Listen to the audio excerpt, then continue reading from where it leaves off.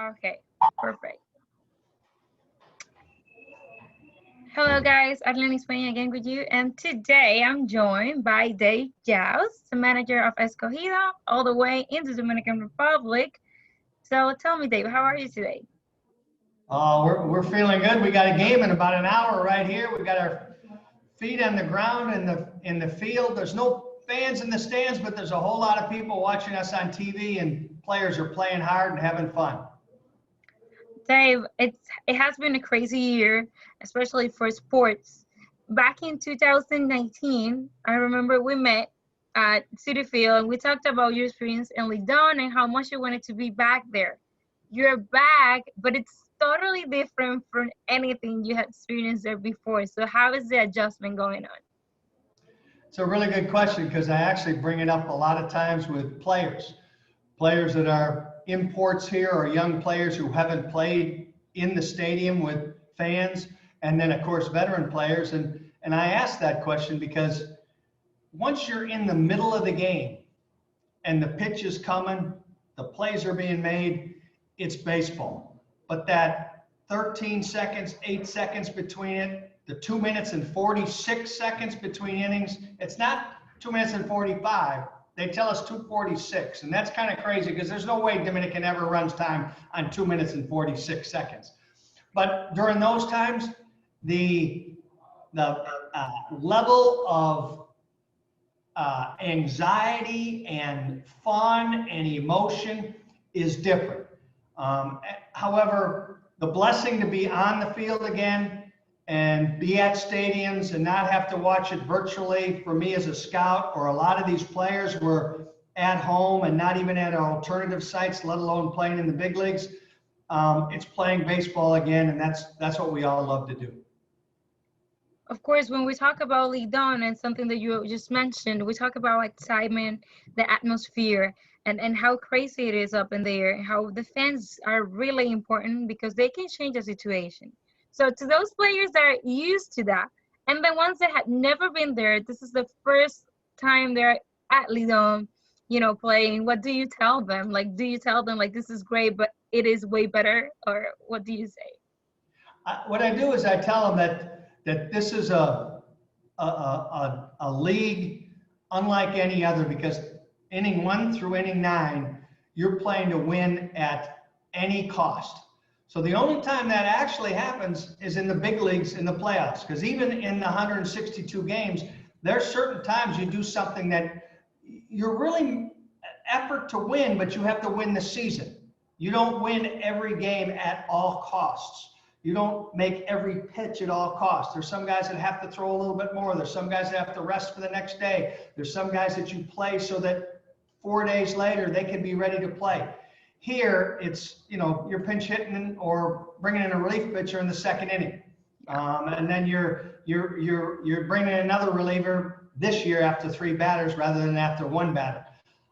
So I tell them that it's a developmental league that way, and the one thing that they're not experiencing that helps them develop is that fan emotion that enters into your ability to calm that thing down, slow it down, or if you're one of those players that use it to motivate you, that is the one thing this year that you can't develop from as a coach and even a front office person, because the front office people are much more calm than I've ever seen in my life, because there's no fans yelling at them for why they brought this manager that brought the left-handed pitcher in the 8th inning that gave up the runs. Especially in the Dominican Republic, when everybody knows it's baseball season all the time, and it's usually 50 games, which is really hard on the get-go. But this year's 30 games, so you're really playing postseason baseball from day one. So how is the approach? We've seen that Escogido has a lineup that's constantly changing, and you have a lot of players to play with, young guys, more veterans. So how are you handling that? And that's done every year I've ever been down here in winter ball, is that up until 7 o'clock, or if the game's at 7:30 or on Sundays at 5 o'clock, up until 7 o'clock, you work with everybody you have. And in the past, there used to be 50, 55, even 60 players on your field sometime working out. Now with certain protocols, we have an alternate campsite in the morning where a handful of people work out, and then the daily roster people work out with us.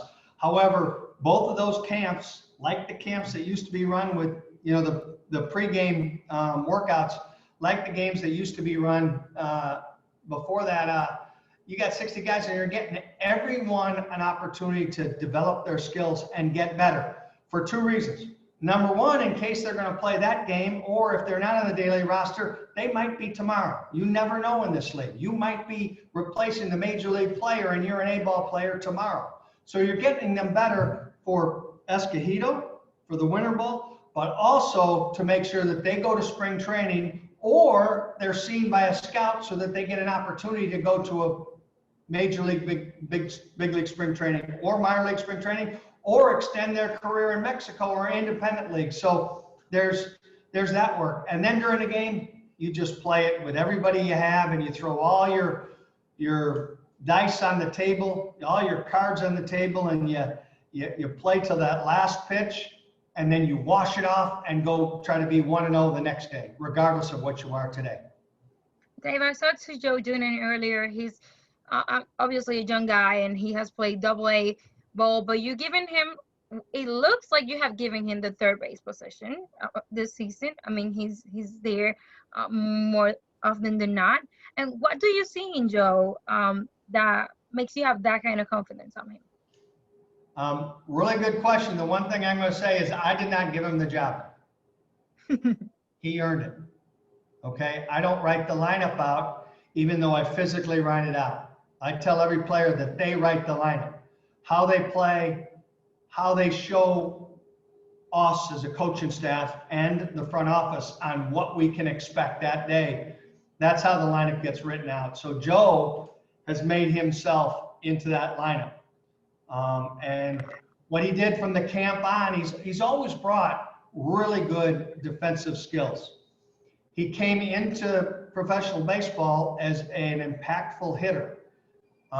He did not produce here early, didn't get many chances in the past few years, in the past couple of years. So the projection of him offensively was not high coming in.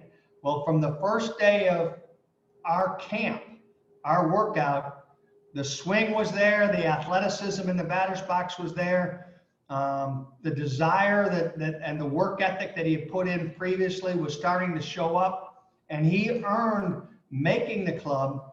And then as he continued to take good batting practices and having a bat here or a bat there, all of a sudden he's gone from a 7 or 8 hitter that got a start to now being a 3rd or 4th hitter. And he's putting himself in a really good position to help us the rest of this year, all the way through January, and then go to spring training with the Marlins and really blossom into where I know he wants to be and we think he can be. I know it's a crazy season. I know life has been kind of out of the movie lately, but we are so glad that we definitely have sports back. We have baseball. We have awesome personalities like yourself. And I know how much you love the Dominican Republic because we discussed that, in person, and it was a beautiful conversation. English, you show me how good your Spanish is. So I'm not letting you go without saying something to me in Spanish, of course. Okay, gracias para su reunión contigo y hola fanáticos del Escogido. Y duros de matar. Sí, sí. Thank you very much, Dave. I hope everything goes out well and the season ends, hopefully you guys win or, Okay. Thank you so much. Bye. Bye-bye.